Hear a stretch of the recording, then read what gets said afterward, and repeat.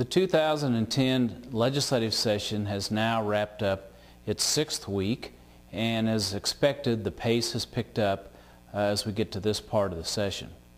Just a little bit of report on bills and issues that the Kansas Livestock Association is following and in some cases really pushing for. There was a couple of fee bills that have been supported by the association and advanced this week. One is a bill regarding the dairy inspection fee. This fee was changed considerably from last year, one that we opposed then, but now it's an issue that needs a support. That's a program that the Kansas Department of Ag administers, and it's really important to have an appropriate level of funding since that milk will be sold in interstate shipment and must have that inspection. Another one deals with animal health and disease control, and a bill that KLA supports would increase fees for different segments of the industry, the livestock industry, to put money into the Animal Health Department for disease control purposes. Folks should know that that agency is supported some with general funds, at this point about 25% of the budget, and the balance is from fees across the industry.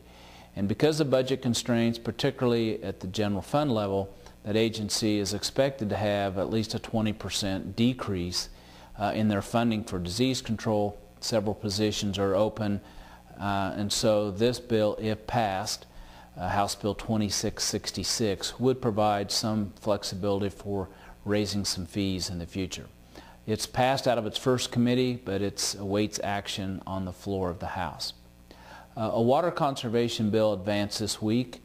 At least it was scheduled for a hearing, and that's a bill that the Kansas Livestock Association supports. It's a bill to recognize conservation as a beneficial use.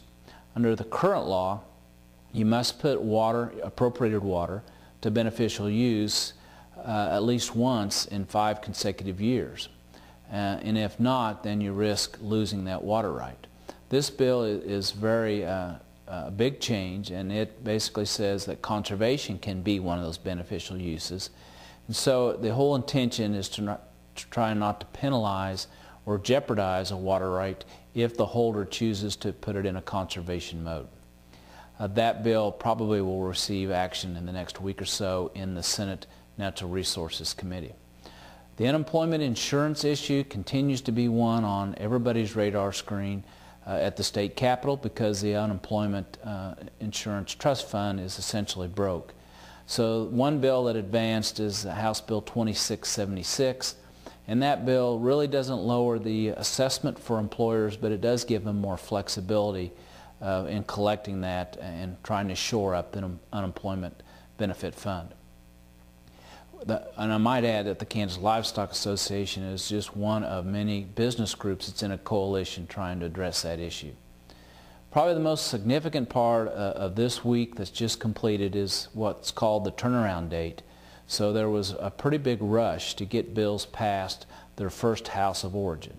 So in other words, bills that were introduced in the House and bills introduced in the Senate on separate tracks, but if they don't get through the first half, in most cases those bills are dead for the year. So the House and Senate floor worked lots of bills into the week, and then as we start and look at the 7th week of the session, that will be the next round of hearings on some of those bills, and we'll be providing a more updated report on that next week.